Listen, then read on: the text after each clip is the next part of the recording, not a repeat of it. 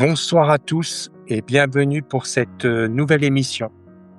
Aujourd'hui, nous allons aborder un sujet aussi sensible que passionnant, le cancer, les traitements naturels, les limites de la médecine conventionnelle et une affaire scientifique française qui continue de susciter d'immenses controverses. Je reçois aujourd'hui Sylvie Beniaski, présidente de la Fondation Beniaski et fille du biologiste moléculaire Mirko Beniaski, ancien chercheur à l'Institut Pasteur. Pendant des décennies, Mirko a développé une approche totalement différente du cancer, fondée sur le rôle des toxines environnementales et sur l'utilisation de composés naturels capables, selon ses travaux, de cibler spécifiquement les cellules cancéreuses sans détruire les cellules saines.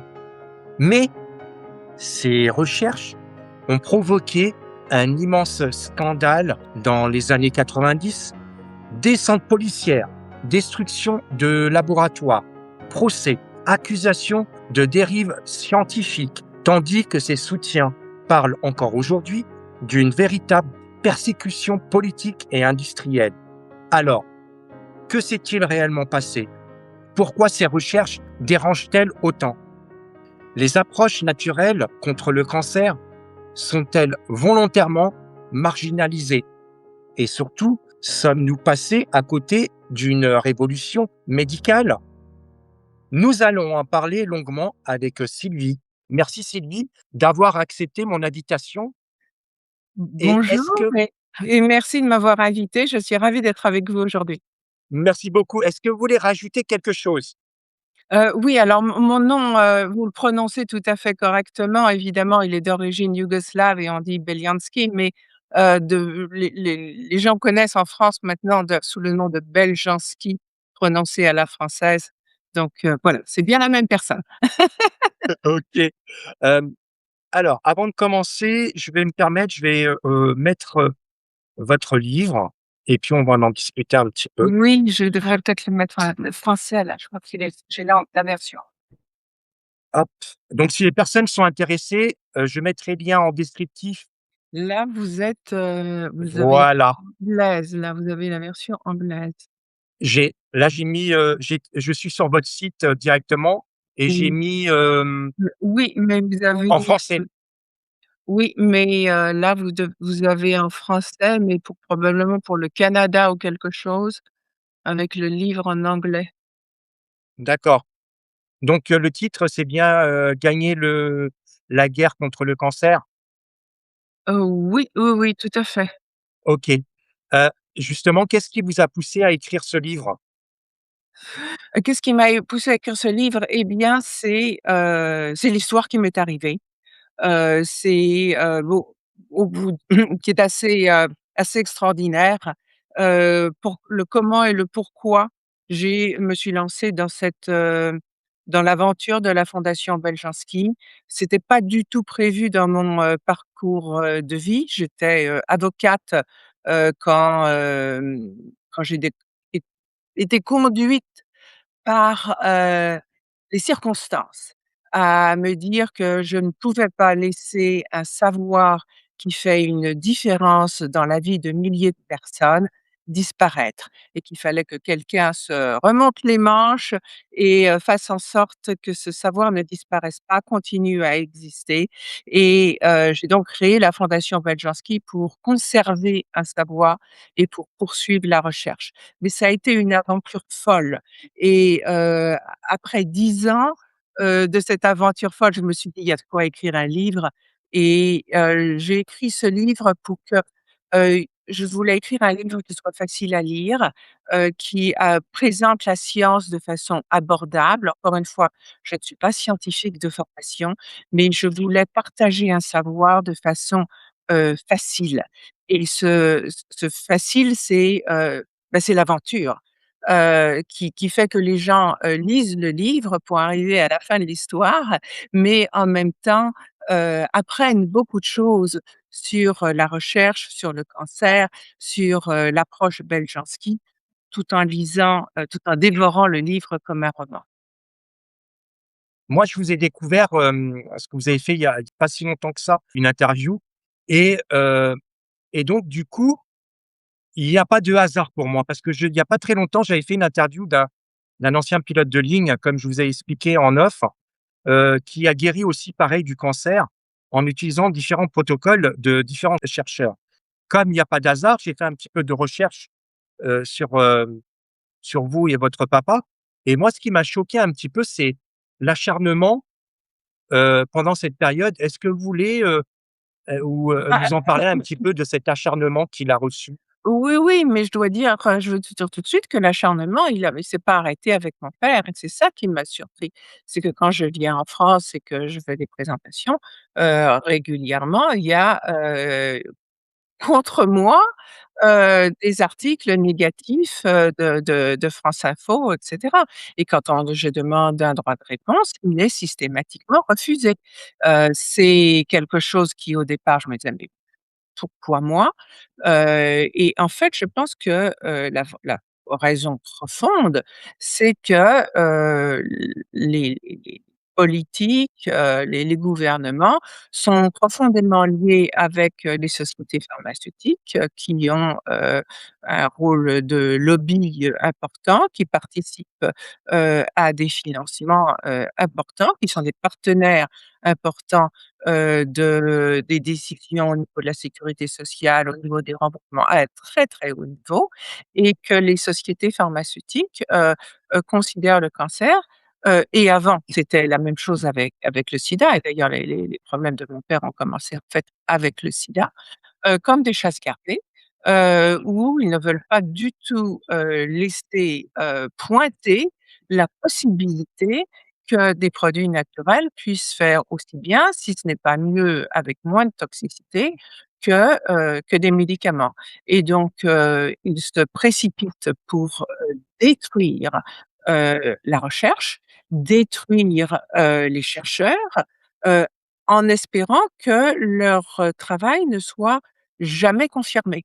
Quand ils ont détruit mon père, les gros titres des journaux, hein, Le Monde, Le Figaro à l'époque, hein, disaient, que, ça n'avait jamais été confirmé. C'était voilà, les travaux de mon père n'avaient jamais été confirmés, que c'était, il présentait ma mère comme, la femme du gourou Beljanski devant ses juges et cetera, et en fait, ils se précipitent pour détruire une recherche avant qu'elle puisse être confirmée et c'est pour ça que le travail que je fais, avoir une seconde génération dans un environnement beaucoup plus protégé qui est celui des États-Unis, a permis à la fondation de travailler avec des institutions académiques comme Columbia University, Kansas University Medical Center, Cancer Treatment Centers of America et confirmer cette recherche avec nombre maintenant de publications, qui, ont été publiées de façon indépendante dans des, journaux à comité de lecture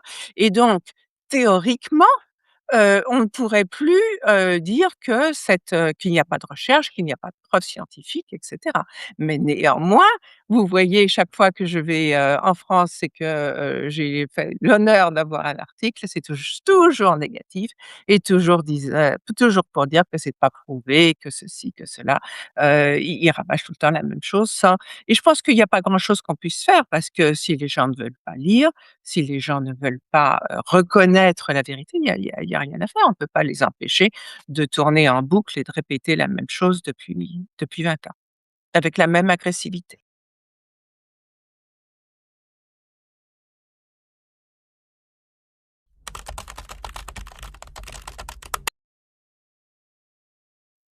Oui, bah, comme je vous le dis, je pense que les sociétés pharmaceutiques ne veulent pas du tout entendre parler du succès d'approches naturelles. Regardez ce qui s'est passé encore il y a pas très longtemps, c'était pas juste, c'était pas pour nous quoi, mais avec le Covid, tout ce qui était, naturel, c'est on les gouvernements autour du monde, on fait la chasse avant même de savoir si ça allait marcher ou pas marcher. Avant même qu'il y ait des études, tout ce qui n'était pas le vaccin, il y avait, toute publication était malvenue. Moi, je sais que j'avais été invitée à faire un certain nombre de blogs, à l'époque. Je faisais des blogs sur la vitamine C et cetera, je veux dire, c'était censuré. C'était censuré. Je n'arrivais même pas à publier, sur le rôle de la vitamine C. Et justement, est-ce que vous pensez aussi, qu'il y aurait pas une affaire, politique derrière? Bah, politique dans la mesure, oui, où les lobbies pharmaceutiques, pèsent dans la balance politique, absolument, absolument. Non, mais c'est OK, quelque chose donc on a vu donc avec le sida, hein, c'était déjà, les laboratoires Wellcome qui avaient, le seul interlocuteur, qui était le bienvenu. Mon père déjà à l'époque, il avait démontré que le Pao Pereira avait une action, antivirale. Il avait obtenu un essai, clinique, avec l'hôpital de Montpellier à l'époque. L'essai clinique avait conclu, que donc c'était sur humain, hein, un essai clinique, que, c'était une voie le PAOPERA était une voie extrêmement, prometteuse et que, ça méritait de financer que l'État devait financer, des études, supplémentaires, et il y a pas eu de suivi. Ils étaient absolument pas intéressés pour chercher une approche naturelle. Il y avait les laboratoires, Wellcome, il y avait, l'AZT et ils voulaient pas entendre parler, d'autre chose, même si, il y avait, des effets secondaires, terribles liés à l'AZT. Ça, ils ont mis des années et des années à le reconnaître. Et ça a été l'histoire du sang, contaminé, alors qu'ils auraient pu donner, du Pao Pereira, aux gens et éviter ce drame. Mais, il y avait il n'y a jamais eu d'intérêt pour, autoriser, des produits naturels à un certain niveau. Je pense que pour moi, c'est une perte de chance pour tous les gens, à qui pour qui la recherche n'est pas suffisamment avancée pour pouvoir être aboutie et que le produit ne soit pas, mis à disposition des gens. Mais, oui, il y a une perte de chance, c'est une décision, décidée par un gouvernement, c'est totalement politique. OK. Pourquoi je vous parle de politique? Parce que, est-ce qu'à votre avis, François Mitterrand a joué un rôle? Oui, François Mitterrand, a joué un rôle dans la mesure, où, que sa maladie était très publique, hein, dans la mesure, où, puisque c'était le président de la République, donc, en 80, autour des années 90, il a été donc réélu et à ce moment-là, son cancer de la prostate qui avait été gardé un petit peu secret pendant, le 1er terme, ou c'est ça, un terme en français? Je me souviens plus, a été, il était tellement malade au début des années 90 que ça ne pouvait plus garder, un secret. Donc là, il y a eu le chirurgien qui est venu et qui a opéré et qui a dit que le cancer s'était propagé partout, qu'il ne finirait probablement pas son 2e mandat et que, on allait le mettre sous morphine et préparer le pays pour des élections anticipées et à ce moment-là, bon, il y avait, madame Pingeon, qui était l'amie de Mitterrand qui connaissait, un médecin qui avait de très bons résultats en utilisant les produits de mon père et c'est comme ça que, Mitterrand a commencé à prendre des produits et puis comme on le sait, bah, il est allé, de mieux en mieux. Il y avait pas les social media, à l'époque, les réseaux sociaux, mais quand même c'était le président, donc c'était, très visible pour tout le monde qu'il allait mieux, qu'il recommençait à être présent au conseil des ministres et cetera, à prendre des décisions et c'était, une claque un petit peu pour les médecins le médecin le chirurgien officiel, pour, le ministère de la santé qui commençait et faisait un petit peu des les commentaires et les prévisions de politiques pour la France et puis bon, tout ça a été déjoué par des petits produits, naturels. C le Ça a été une sorte de révolution de palais, au niveau de l'Élysée. Ça a été, ils étaient furieux, au niveau du ministère de la santé et 9 mois après que Mitterrand soit finalement, décédé, après avoir fini son deuxième mandat, être sorti de l'Élysée, la rose à la main et cetera, ils ont envoyé le GIGN, vraiment les militaires avec, des chars d'assaut, des tanks, des chiens, un hélicoptère qui circulait au-dessus du laboratoire pour arrêter mon père, arrêter ma mère, arrêter les pharmaciens, les docteurs qui travaillaient avec eux, et saccager le laboratoire. Et puis comme ça, pour faire bonne mesure, ils ont dit aussi, à mon père alors que c'est pas du tout, le la procédure, hein. Ils ont dit à mon père: «C'est trop tard pour vous présenter devant le juge d'instruction aujourd'hui, vous allez rester dans le laboratoire, on ira demain devant le juge d'instruction». Ça, c'est pas du tout, du tout la procédure. Et à ce moment-là, ils ont aussi amené des personnes qui étaient, habillées comme dans des scaphandriers, comme s'ils allaient aller, 20 000 lieues sous les mers ou sous la lune et qui ont dit: «On cherche du plutonium» et ils ont vaporisé un gaz, mystérieux, un peu partout, à proximité de mon père. Et 2 mois plus tard, mon père qui était jusque-là un homme en bonne santé, a été diagnostiqué avec une leucémie myéloïde aiguë, ce qui est, fatal pour un homme, dans ses 70-75 ans. Et on ne peut pas faire une greffe, à cet âge-là et comme ils avaient saisi aussi tous les produits, eh bien les produits que mon père avait mis des années à développer pour aider, les cancéreux, eh bien n'étaient plus disponibles pour lui. Et mon père donc tombé malade très, très vite, sa maladie s'est aggravée et en même temps, le juge d'instruction qui était en charge de l'affaire ne donnait, jamais une date, pour le procès et mon père, plein enfin, d'une certaine façon extrêmement naïve, continuait à croire, dans la justice de son pays, et ne comprenait pas pourquoi le juge d'instruction refusait, toute expertise, ne renvoyait pas ça, pour devant la cour et cetera et il m'a dit à un moment: «Écoute, qu'est-ce qu'on peut faire?» Je dis: «La seule chose à laquelle je peux penser, c'est d'aller devant la Cour européenne des droits de l'homme» et il m'a dit: «Bah, à ce moment-là, on y va».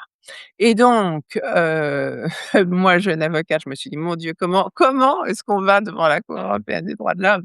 Mais bon, pour mon père, je l'ai fait. C'est une affaire qui a duré 4 ans. La France a, vraiment, essayé de faire perdre du temps, de rendre la procédure la plus longue, la plus chère, la plus coûteuse, la plus difficile possible. Mon père est décédé entre-temps. On a continué, au nom de ma mère et finalement, après tous ces délais, la France a perdu à l'unanimité parce qu'ils ont préféré ne pas répondre, ne pas expliquer ce qu'ils avaient fait et pourquoi ils l'avaient fait, plutôt que de se défendre. Donc comme ils se sont pas défendus, bah, ils ont perdu à l'unanimité. Mais c'est pour ça on n'a pas jamais eu de réponse véritable sur qu'est-ce qui s'est passé, qui a donné les ordres, pourquoi, la France a préféré perdre, devant la Cour européenne des droits de l'homme que de s'expliquer. C'est incroyable, hein, quand même, hein. J'ai découvert que, en fait, c'est pas le mon père n'est pas le seul chercheur, hein, à qui ce genre de choses se soit arrivé.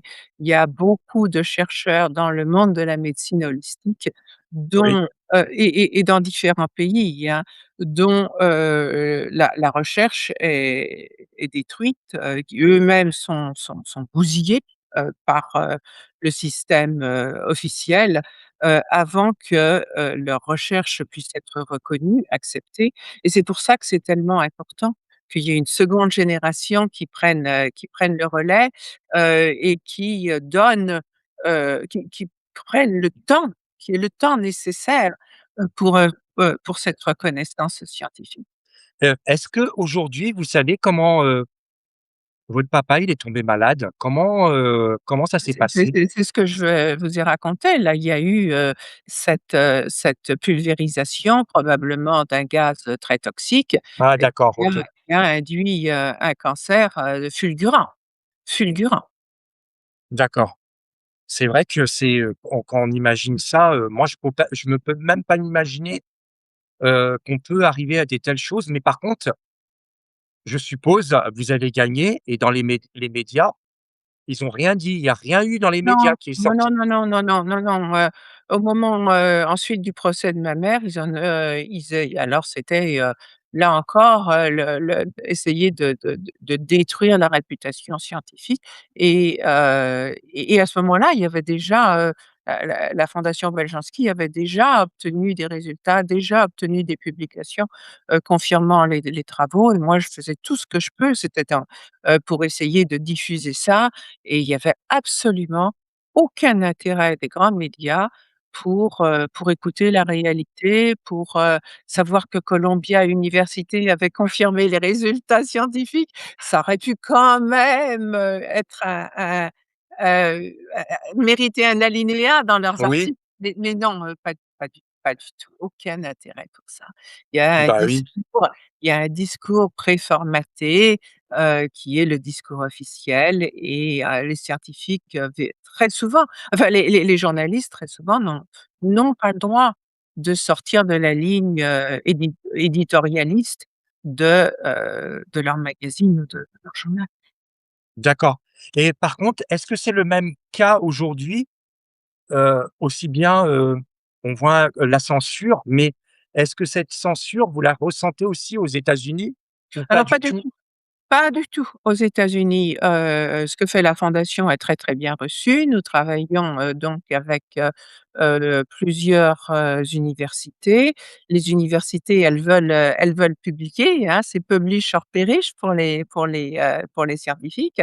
C'est publié dans les plus grands journaux et la fondation organise des événements, pour, partager les résultats de ces publications et financer, les, recherches suivantes. Donc, en fait la fondation elle a pignon sur rue, les donations sont, déductibles fiscalement pour les donneurs.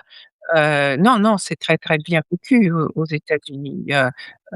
Par contre, en France, la Bercy a décidé qu'il y a aussi une fondation en France qu'on avait créée, enfin en Europe et Bercy a décidé que les donations des Français ne seraient pas, déductibles fiscalement, que la fondation Beljanski n'avait pas de ne faisait pas un rôle utile, et que, il n'y avait pas lieu de la protéger. Comme par hasard. Il y a jamais de hasard, comme on dit. Oui, bah, vous savez quand on veut détruire, tous les moyens sont bons.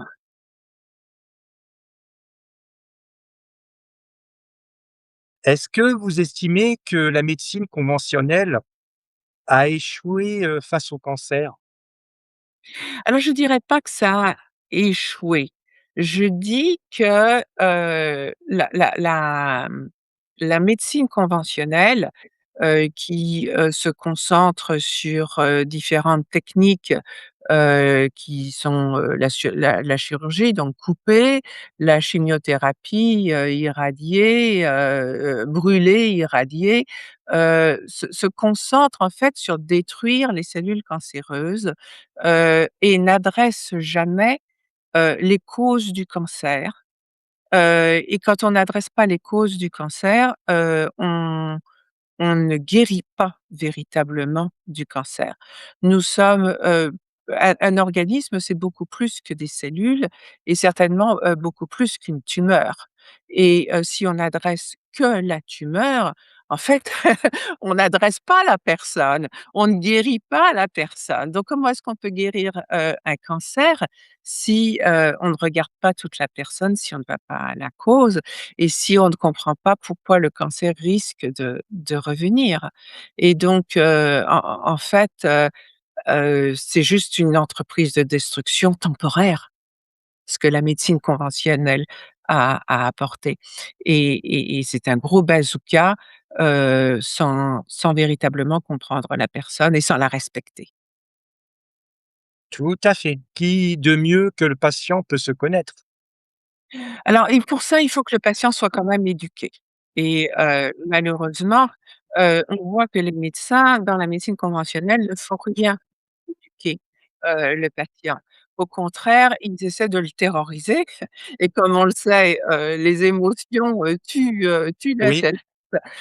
Donc le médecin va dire en fait, c'est des processus de vendeurs de voitures d'occasion. Enfin, ils disent, «Je vais, vous êtes entre de bonnes mains, je vais, on va s'occuper de vous, tout de suite, c'est très urgent, on va, vous opérer la semaine prochaine, vous allez commencer la chimiothérapie la semaine suivante, vous avez ceci et cetera» et à peine le diagnostic, sans laisser le t autant à la personne de réfléchir, de poser des questions, d'avoir une deuxième opinion et cetera, on la précipite vers en fait la vente, d'un nombre de services médicaux, d'une prise en charge qui va être couverte par, la sécurité sociale, ça va bénéficier à l'hôpital paie le salaire des médecins et cetera et cetera. C'est toute une machine financière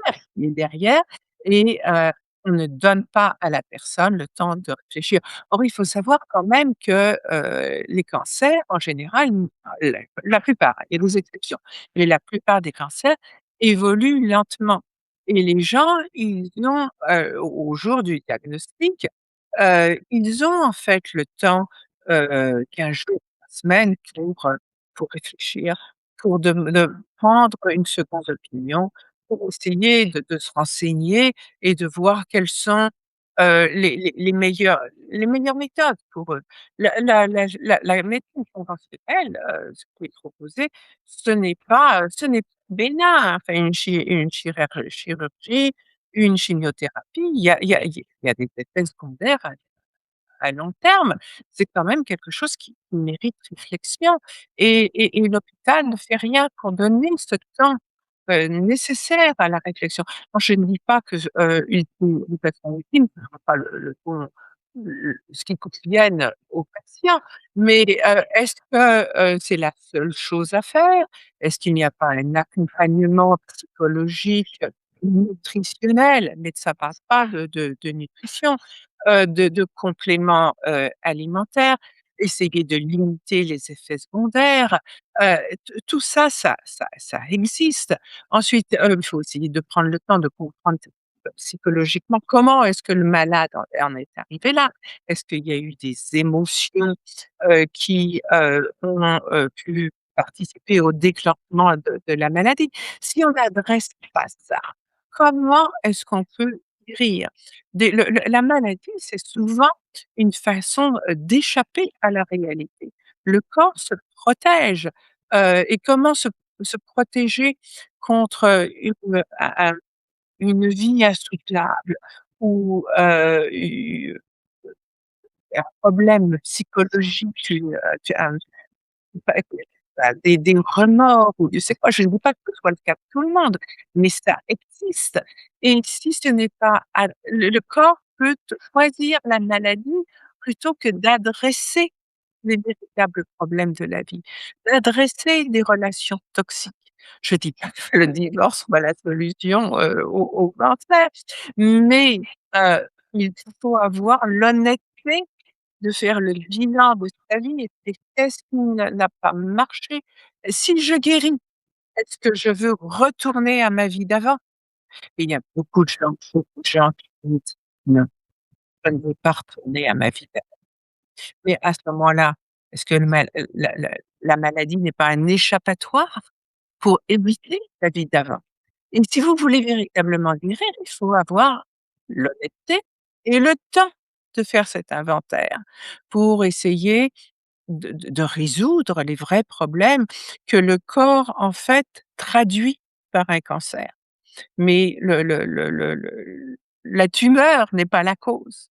La tumeur est le symptôme d'autre chose. OK, on parle souvent de, vous savez, de cellules cancéreuses et comment justement différentes méthodes peuvent justement toucher ces cellules cancéreuses sans toucher les cellules saines. Est-ce que vous pouvez nous expliquer? Oui, Parce que bah, je suppose qu'il y a des gens qui peuvent, qui vont oui, nous oui. écouter, qui savent pas comment ça fonctionne. Oui, donc le travail de mon père, a commencé donc dans les années, 60-70, hein, c'était les 30 glorieuses. Il y avait un développement économique, effréné et en même temps une pollution effrénée de notre monde où il y avait, des tas de molécules, de synthèse qui étaient développées, à l'époque, et qui étaient, lancées dans l'atmosphère, sans aucune, connaissance, ni aucun intérêt pour connaître, les conséquences au niveau de notre ADN.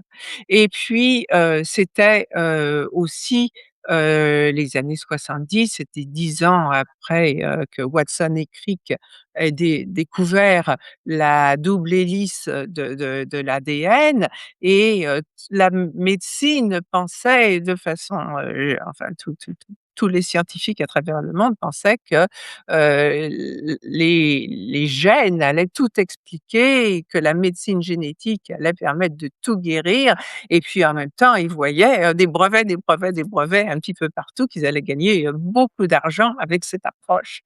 Et mon père, à ce moment-là, donc s'est intéressé à la façon dont, l'organisme, est modifié par toutes ces molécules, qui étaient lâchées dans l'atmosphère. Il a été un des premiers à dire: «Oui, enfin, c'est le cancer si le cancer n'était qu'une maladie génétique, il y aurait un nombre stable de cancers. Or, on voit que le nombre de cancers augmente, donc il y a autre chose».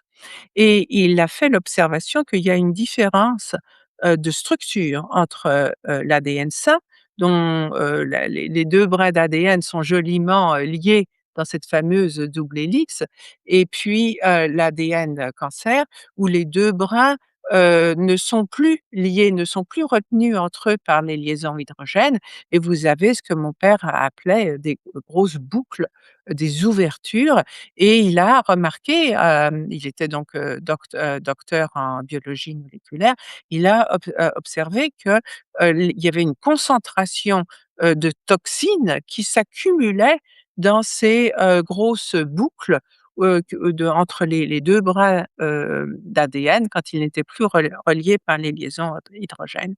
Et donc, il a, fait le lien entre ces toxines environnementales et le développement des cellules cancéreuses et il a créé un test qu'il a appelé l'oncotest qui lui a permis de voir si, telle ou telle, molécule pouvait induire des cancers et ensuite il a utilisé ce même test pour voir s'il y avait aussi des molécules qui pouvaient bloquer ce processus.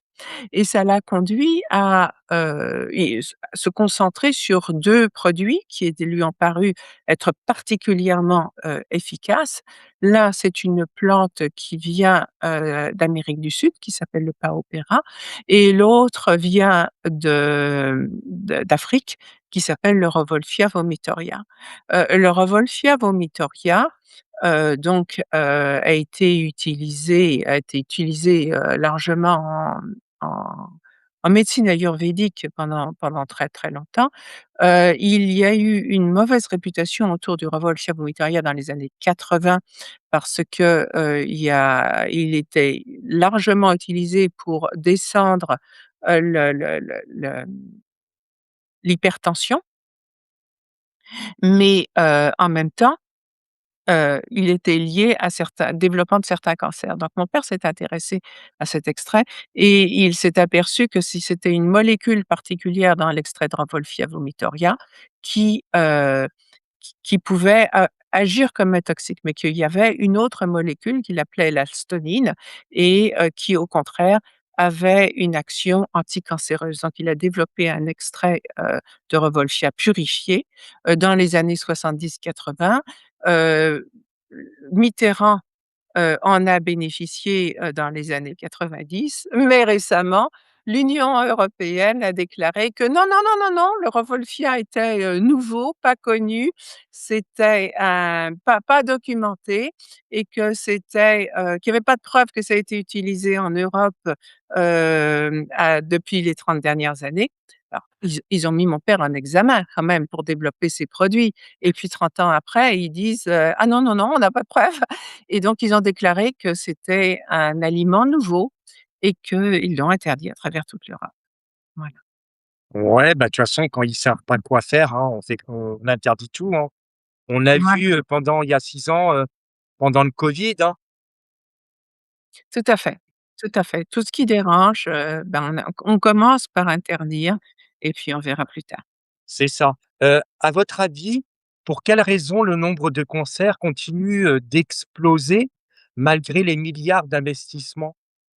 Bah, encore une fois parce que, la médecine conventionnelle, s'adresse, à la tumeur sans du tout, s'intéresser, à la cause et comme on vit dans un monde qui est, de plus en plus pollué, et que maintenant depuis, les 20 dernières années, on a, rajouté, toute, la pollution électronique, qui n'existait pas, avant, et que ça a un effet, massif, et bien, notre corps, il ne peut il en peut plus. Notre ADN est, attaqué, heu, de toutes parts, au Oui, quotidien. Et ce que mon père avait démontré, c'est que, c'est une action progressive et cumulative de toutes ces toxines qui, petit à petit, arrivent à déstabiliser l'ADN et à en modifier la structure. Il y a un moment où, de trop c'est trop et ces liaisons hydrogènes, cassent et donc vous avez ces grandes boucles qui se forment où les toxines, s'accumulent. Mais, les toxines sont partout maintenant, dans l'eau, dans l'air, tout tout ce qui est électronique, induit des radiations, vous les cosmétiques, sont pleins de métaux lourds, enfin, je veux dire, c'est une horreur partout où vous tournez, le processus l'industrialisation de notre vie a conduit à, avoir, on s'est détaché complètement de la nature, malheureusement et à jouer aux apprentis sorciers, on se rend malade. c'est ça, tout à fait. Et pensez-vous que certains cancers pourraient, devenir évitables? Évitable? Oui, Oui, bien sûr,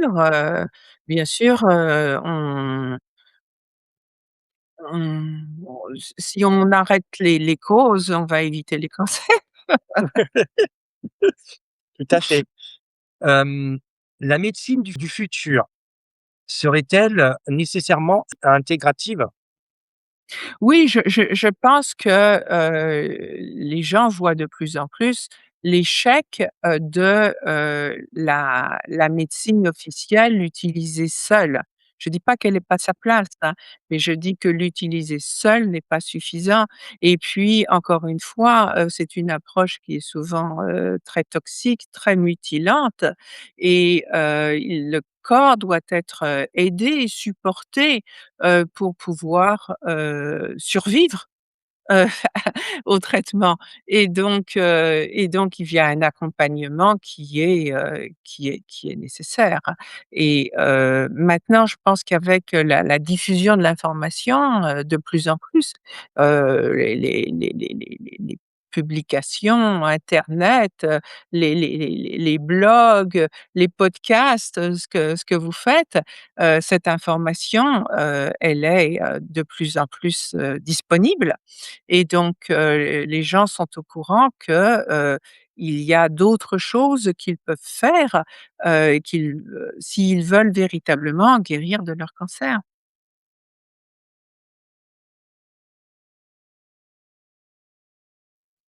Vous parlez beaucoup de détoxification et justement, comment on fait pour se détoxifier? Oui, ben, je pen il y a une détoxication, du corps et de l'esprit parce on est plus que notre corps et beaucoup plus que nos cellules. Moi, quand je finis mes conférences, j'aime à dire, les produits dont je vous parle, ils vont, soutenir votre corps, aider votre corps à combattre les cellules cancéreuses. Maintenant et ça va vous donner du temps. Maintenant la grande question, c'est qu'est-ce que vous faites de ce temps? Et ce temps, il doit être mis à profit pour comprendre ce qui vous a rendu malade et donc la détoxification du corps, comprendre, je veux dire, heu comprendre co que la nourriture, les habitudes quotidiennes, les choix que nous faisons au quotidien, en quoi justement tout ça c'est chargé de toxines et comment est-ce qu'on peut faire de nouveaux choix et puis, la émotionnelle, le bilan, des relations de notre vie, y compris la relation par exemple à la nourriture, hein. Qu'est-ce qui ne fonctionne pas, et qui, petit à petit nous rend malades. Ouais. Il faut adresser le dysfonctionnement physique et moraux. Un rôle très important, le microbiote. Oui, le microbiote fait partie absolument, de notre équilibre. Il est, saccagé, par, la nourriture industrielle, qui n'apporte pas les bactéries, les fibres, les bactéries nécessaires pour un pour le bon renouvellement de notre microbiote. Il est saccagé, par, tous les antibiotiques, qu'on prescrit, pour une toux, pour une otite, pour ceci, pour cela, dès notre enfance. Et donc c'est très difficile d'avoir, un microbiome, qui fonctionne, correctement, qui à l'âge adulte correspond à celui avec lequel on est né, et quand et on fait ce qu'on peut, pour essayer de le rétablir, au mieux, le Tout à fait. Mais moi, ça me paraît beaucoup de gens ça prennent des probiotiques un petit peu à tort et à travers, sans savoir véritablement si c'est, le bon probiotique, si ça correspond, à leurs besoins. Je pense que c'est important de faire, de temps en temps, une analyse, pour savoir, véritablement, quels sont les probiotiques, les microbes qui sont, dans votre intestin, pas partir à l'aveuglette. c'est vrai que c'est super important au niveau même au niveau du microbiote parce que, on regarde à l'époque, hein, des enfants jouer à l'extérieur, dans la boue, et autres. Donc, forcément, ils fortifiaient leur microbiote et le contact avec d'autres personnes et ben, on se transmettait l'un de l'autre différents microbiotes justement pour renforcer, notre intestin. Actuellement, c'est que au fur et à mesure, plus on avance dans le temps, plus on réduit tout ce qui est, naturel, même pour un enfant d'aller jouer, dans la gadoue quand il pleut et autres. Eh ben, on fragilise son microbiote et justement, comme vous l'avez bien expliqué, on va favoriser derrière tous les problèmes qui sont liés et donc, bien sûr, les laboratoires pharmaceutiques, eh ben, c'est eux qui vont engranger. Tout à fait. Il y a l'exemple et une étude qui a été faite, publiée il y a quelques années sur la Carélie. La Carélie, c'est un territoire qui est coincé entre, la Russie et la Finlande et à la fin de la 2e guerre mondiale, ça a été, divisé, en 2. Donc c'est le même territoire, la même population avec le même la même génétique, hein, et tout d'un coup, il y a une partie du territoire donc qui était sous la politique, URSS qui a pas bénéficié, de développement industriel, qui est resté extrêmement rural et cetera. Et puis l'autre partie, qui a rejoint la Finlande, et qui a eu bénéficié de développement, industriel, comme la Finlande. Et ce qu'on voit, c'est que, 80 années plus tard, il y a une explosion de diabète et de, maladies auto-immunes du côté finlandais, qu'on ne voit pas du tout, du côté, ex-soviétique. Et ça a à voir évidemment avec le développement, industriel que, cette partie du territoire, on peut dire dont elle a bénéficié, mais en même temps dont elle paie le prix. Et au niveau de la prévention, je suppose que ça devrait être une priorité. Hem, Quelle est la différence au niveau de cette prévention, aux États-Unis par rapport en Europe? Est-ce qu'il y a une prévention par rapport à ça? Bah, en Europe, les gens, je veux dire, ils sont, couverts sous la sécurité sociale, donc c'est l'État-providence, mais ça veut dire aussi, l'État qui décide pour vous, et on voit que, l'État-providence ne fait pas grand-chose pour la prévention. Oui, il y a quelques excusez-moi. Il y a quelques prises de position, par exemple, pour, interdire, les métaux lourds, heu dans certains objets, mais pas les instruments de cuisine, ou parce que Téflon est capable de faire du lobbyisme. La le glyphosate continue à être autorisé par, l'Union européenne, jusqu'en 1933, jusqu'en 2033, je crois. Enfin, il y a des demi-mesures qui sont prises, mais qui sont absolument pas suffisantes, et qui ne protègent pas véritablement la population. Donc évidemment, la population continue à tomber malade. Le Les sociétés pharmaceutiques n'ont pas intérêt à ce que, la il y a moins de malades. Ils leurs clients, c'est les gens malades.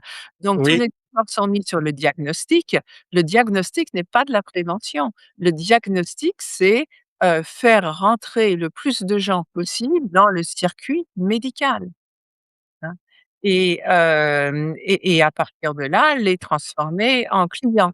Et donc les en Europe, les gens ne se rendent pas compte parce que comme tout est couvert par la sécurité sociale, ils ne se rendent pas compte du véritable, coût de ces traitements et des masses d'argent, brassées, et qui bénéficient aux hôpitaux et aux laboratoires, pharmaceutiques. Mais c'est une affaire qui tourne. Il donc très, très bien. Par contre, aux États-Unis, les gens sont beaucoup moins bien assurés, et donc ils vont, chercher, d'abord à ne pas tomber malade, et puis, ils vont chercher, les solutions vont être les moins chères pour eux. Et souvent donc ils vont se chercher des solutions, intégratives, au départ parce qu'elles sont, moins chères, mais aussi très vite ils se rendent compte qu'elles sont, plus douces et plus respectueuses de la.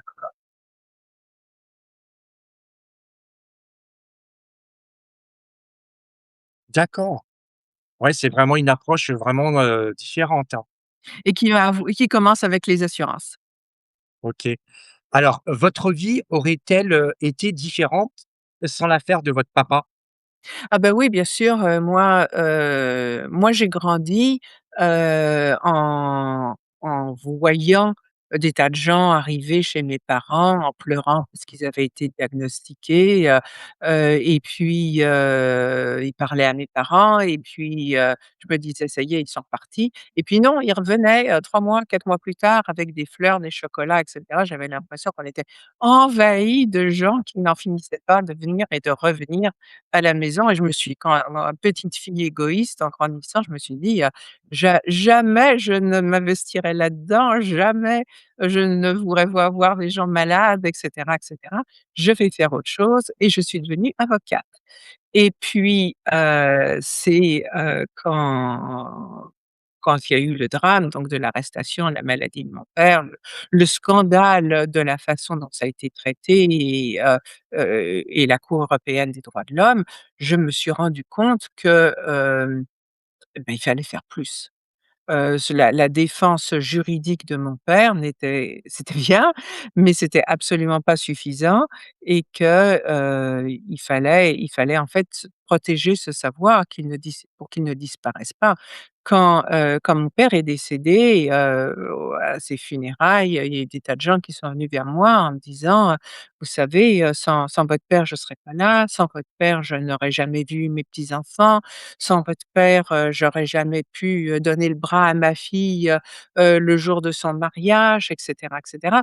Je me suis rendu compte de toutes les façons dont ces découvertes, hem, touchaient la vie des gens, au-delà de la maladie, mais c'était dans toute leur vie au quotidien qui était, transformée grâce à ces petits produits et je me suis dit: «Ben, il faut que ça continue». Et donc, c'est là que j'ai décidé d'abord de créer une maison Weljanski pour continuer à mettre les produits, à disposition et puis, ensuite, dès que j'ai pu, 3 ans plus tard, créer la fondation Weljanski pour continuer la recherche avec ces produits. D'abord, l'idée, c'était de confirmer que mon père avait scientifiquement raison, et ensuite les résultats scientifiques ont été tellement beaux que ça a débouché sur de nouvelles, découvertes et ce qu'on fait en ce moment, on travaille sur les cellules souches du cancer. C'est quelque chose dont personne ne parlait à l'époque de mon père, mais maintenant, je veux dire, c'est, ce qu'il y a de plus, de à la pointe de l'oncologie. Les cellules souches du cancer, ce sont ces cellules qui sont résistantes à la chimiothérapie, à la radiothérapie, parce que ce sont des cellules qui se divisent très lentement. Donc elles passent sous le radar, disons, de la chimiothérapie qui ne détruit que les cellules qui se, divisent, rapidement et ces cellules souches du cancer, elles sont responsables pour les métastases, les rechutes du cancer. C'est un peu la génération 2. Et si on ne les détruit pas, ben, on le cancer risque de revenir.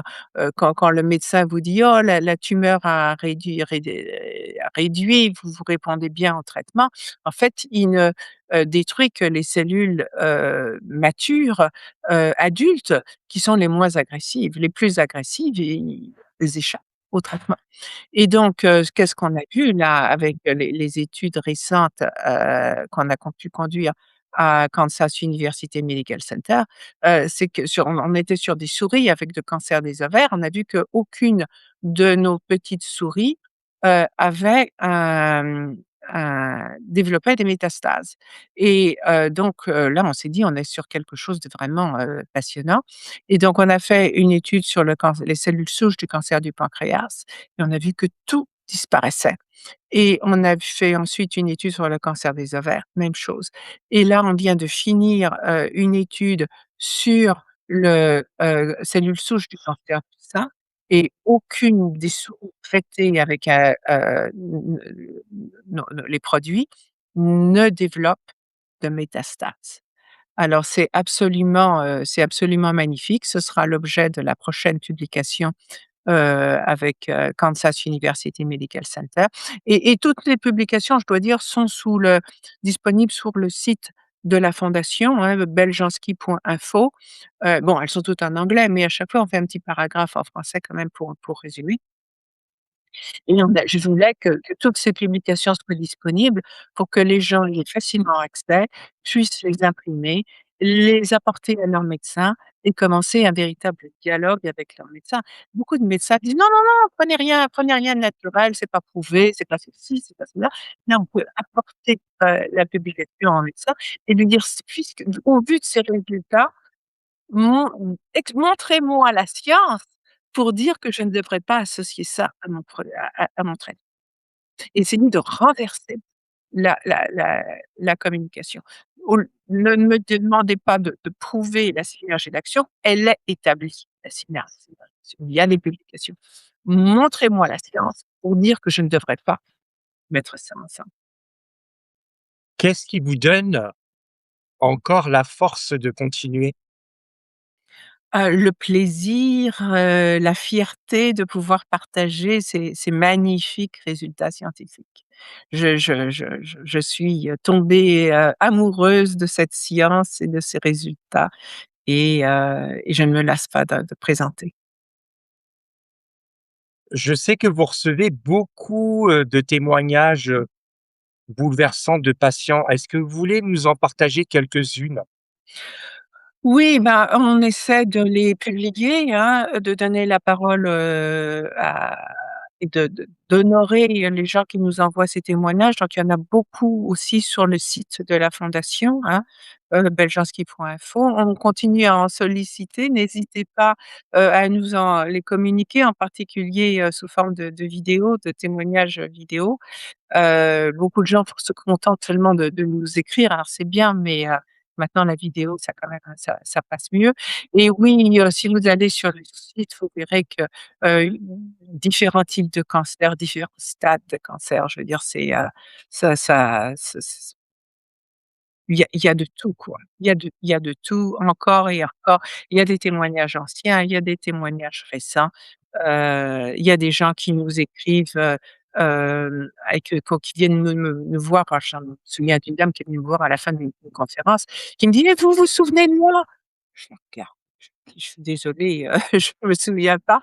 Elle me dit: «Je suis venue vous voir il y a 20 ans, je vous disais que, je venais de grâce à vous, la chimiothérapie, la radiothérapie, ça passait très bien, sans brûlure et cetera, pour mon cancer du sein et puis voilà, maintenant me voilà 20 ans après, le cancer n'est jamais revenu et cetera». Je lui dis: «Bah, écoutez, c'est magnifique, c'est un deuxième témoignage 20 ans après».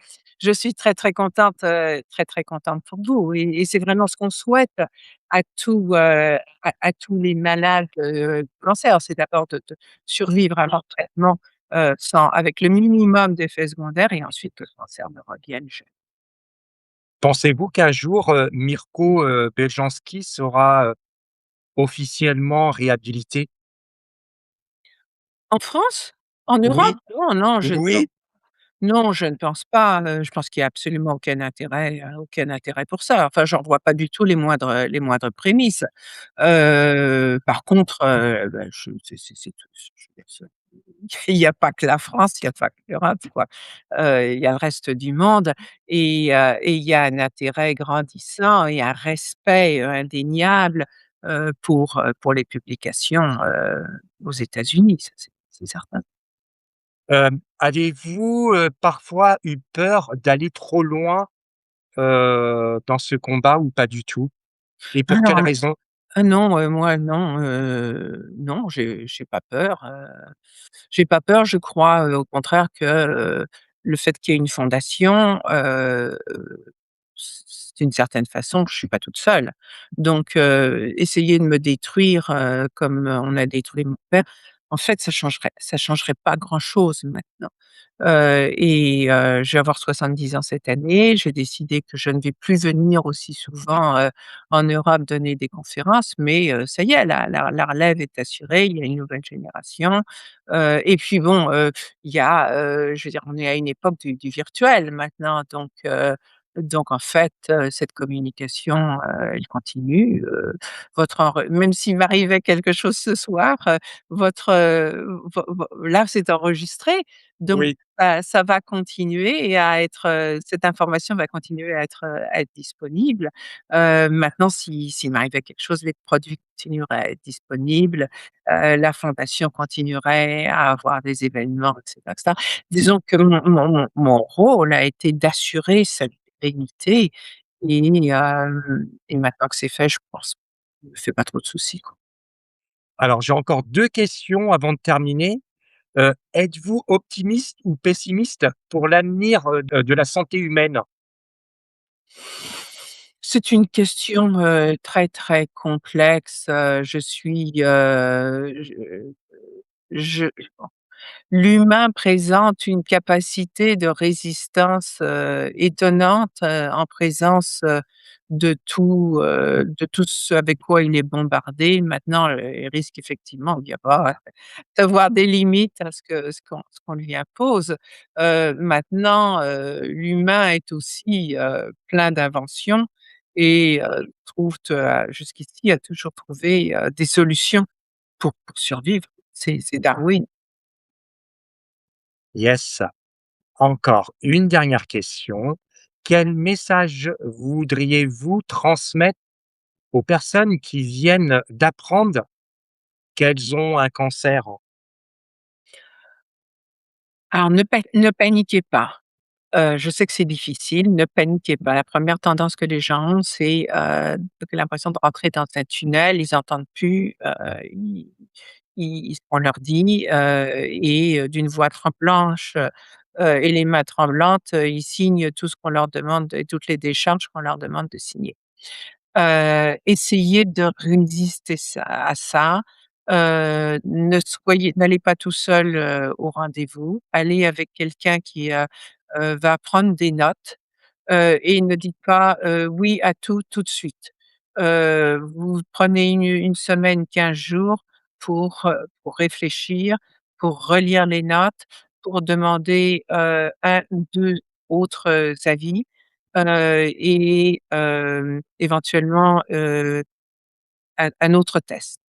En particulier pour, tout ce qui est, mammogramme et cetera, il y a beaucoup de fausses, je dis pas que ça n'est pas, sa valeur, mais il y a quand même, beaucoup de panique qui est donnée, faite aux femmes, alors qu'il y a pas lieu d'être, quoi. Elles ont le temps d'avoir un 2e test, un 2e contrôle avant de se précipiter pour une biopsie. OK, donc je mettrai les liens en descriptif en dessous de la vidéo et puis ils pourront aller aussi, se procurer, votre livre. Mer Merci, merci au revoir. beaucoup. Merci beaucoup Sylvie pour cet échange dense, passionnant et forcément controversé. Qu'on adhère totalement, partiellement ou pas du tout à l'approche Beljanski, une chose est certaine, votre témoignage soulève des questions fondamentales sur notre rapport à la santé, l'environnement, à la recherche scientifique, aux intérêts économiques et à la manière dont certaines découvertes sont accueillies ou rejetées. Le cancer reste aujourd'hui l'une des grandes maladies de notre époque et beaucoup de personnes cherchent des réponses au-delà d'une approche conventionnelle. Votre travail et celui de la Fondation Beljanski participent clairement à ce débat. Merci également à vous tous d'avoir suivi cette émission. N'hésitez pas à partager vos réflexions en commentaire dans le respect des différents points de vue, car ce sujet touche profondément à la fois à la science, à l'espoir et à l'humain. Prenez soin de vous et à très bientôt pour une nouvelle émission.